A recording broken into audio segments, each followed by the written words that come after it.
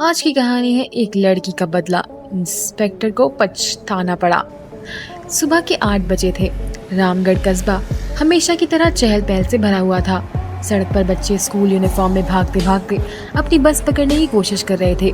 सब्जी वाले अपनी टोकरी सजाते हुए आवाज लगा रहे थे, आलू ले लो, टमाटर ले लो, ताजी भिंडी ले लो।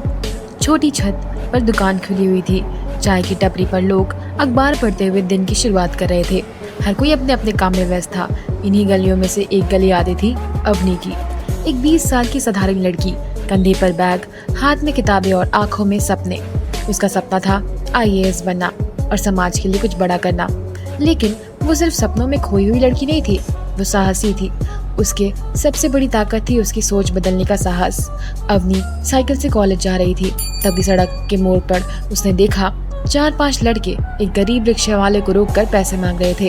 रिक्शे वाले हाथ जोड़कर कह रहा था, बाबू किराया बस इतना ही बना, 50 से ज्यादा है, लेकिन मेरे पास कुछ भी नहीं है। लेकिन लड़के जबरदस्ती 100 रुपए मांग रहे थे।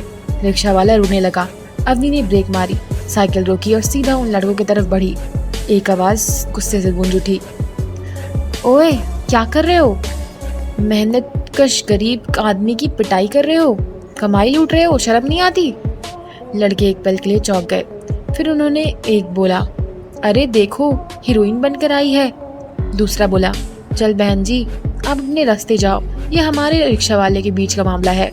लेकिन अवनी पीछे नहीं हटी। उसने सीधे रिक्शे वाले का हाथ पकड़कर उसे पीछे खड़ा कर लिया। अवनी ने तेज आवाज में कहा, सुनो, अगर दोबारा इनसे पैसे मांगे तो मुझसे बुरा कोई नहीं होगा, हटो यहाँ से। उनसे आग तक इतनी आग लग गई थी कि लड़के हड़बड़ा गए। उन्होंने रिक्शा वाले को धक्का दे दिया और भागते भागते कहा, ज्यादा बोलती है, देख लेंगे तुझे, तेरा अंजाम बुरा होगा। रिक्शा वाला रोता हुआ अवनी के पांव छूने लगा। बिटिया, भगवान तुझे खुश रखे, अगर तू नहीं होती तो यह मेरा रोज का हिसाब छीन लेते।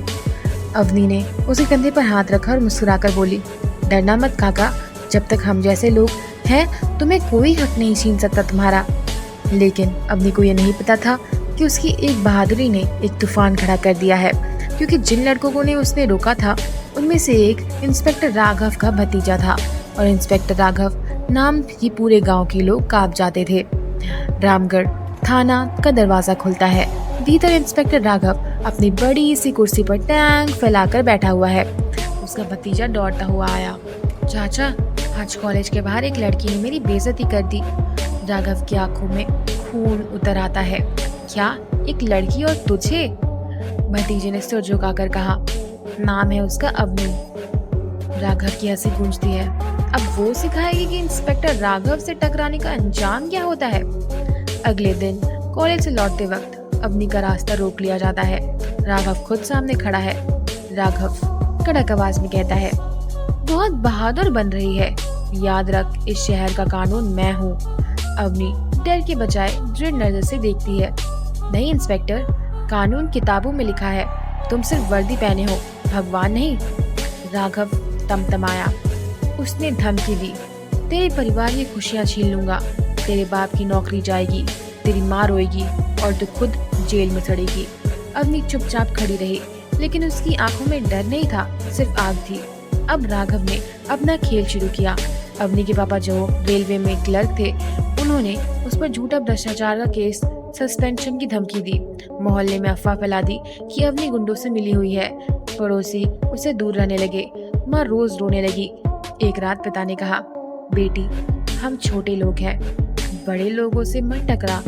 लेकिन अवनी बोली, पापा अगर हम चुप रहेंगे तो हम हजारों गरीब जैसे बेगुनाहों और रोज पीसते रहेंगे, मुझे डर नहीं है।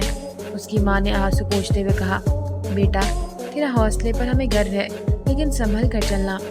राघव ने अपने गुंडों से कहा, इसे तोड़ने का वक्त आ गया है। एक दिन कॉलेज से लौटते समय गुंडों ने चुपचाप अवनी के बैग में नशीली दवाई डाल दी। थोड़ी देर बाद पुलिस आई और बैग चेक करने लगी। सबके सामने ड्रग्स निकलते ही लोग हैरान रह गए। ये वही अवनी है ना जो खुद को समाज सेवी बताती थी? ये देख लो असली चेहरा। लोग फुसफुसाने लगे। अवनी को पकड़कर थाने ले जाया गया। वहाँ राघव हंसते हुए बोला, अब समझी मुझसे टकराने वालों का यही हाल होता है। लेकिन अवनी की आंखों में आंसू नहीं थे। ये पहली रात कठिन थी, ठंडा जमीन, अंधेरा, गंदी बदबू। लेकिन वही उसकी मुलाकात हुई नैना से। नैना एक वकील और सामाजिक कार्यकर्ता थी। वो बोली, बिटिया, तेरी आंखों में डर नहीं है, तेरा जज्बा अलग है, मैं तेरा केस लड़ूंगी। अवनी ने किताबों को पढ़ना शुरू कर दिया, कानून की धाराएं याद करने लगी। नाना ने मदद से समाज से बाहर गई और उसने सबूत इकट्ठा करने शुरू किए। उसने रिक्शा वाले और अन्य गवाहों के बयान लिए, सीसीटीवी फुटेज निकाला, राघव की रिश्वतखोरी और रिकॉर्डिंग की जुटाई। कोर्ट का माहौल पूरा तनावपूर्ण था। राघव के वकील गरजे, जज साहब, ये लड़की झूठी है, समाज विरोधी तत्वों से मिली हुई है। लेकिन अवनी ने खड़े होकर कहा, जज साहब, अगर कानून को रखवाले ही कानून तोड़ेंगे तो जनता कहाँ जाएगी। पूरा कोर्ट खामोश हो गया। गवाह सामने आए, सीसीटीवी फुटेज चला, राघव की रिश्वत लेते हुए वीडियो सामने आई। सच धीरे धीरे उजागर हो गया। जज ने हथौड़ा मारकर फैसला सुनाया, इंस्पेक्टर राघव दोषी पाया जाता है। भ्रष्टाचार, सत्ता और दुरुपयोग और झूठे केस बनाने के अपराध में 10 साल की सजा। राघव रोने लगा, मुझे माफ कर दो, मैंने गलती की। लेकिन अवनी ने कहा, ये सिर्फ मेरा बदला नहीं है, ये हर उस लड़की का बदला है जिससे तुम जैसे लोग दबाना चाहते हो। अवनी ने वुमेन सेफ्टी फाउंडेशन शुरू की। वो पीड़ित महिलाओं की मदद करने लगी। लोग उसे एक मिसाल की तरह देखने लगे और राघव, वो जेल की सलाखों के पीछे बैठा, हर दिन यही सोचता रहा, काश उस दिन मैंने अवनी से पंगा ना लिया होता। लेकिन अब पछतावे के अलावा उसके पास कुछ नहीं था। ये कहानी सिर्फ बदले की नहीं है, ये कहानी है न्याय और नारी शक्ति की। अगर एक लड़की ठान ले तो सबसे ताकतवर भी उसे रोक नहीं सकता। दूसरी ओर अवनी की जिंदगी बदल गई। लोग अब उसे बहादुर अवनी कहने लगे। कस्बे के स्कूल और कॉलेज में उसे बुलाया जाने लगा ताकि वो लड़कियों की हिम्मत और आत्मविश्वास सिखा सके। उसने पढ़ाई जारी रखी और आईएएस की तैयारी में जुट गई। उसका सपना और भी मजबूत हो गया। अब मुझे सिर्फ खुद के लिए नहीं, बल्कि अपने सबके लिए लड़ना है जिनकी आवाज दब जाती है।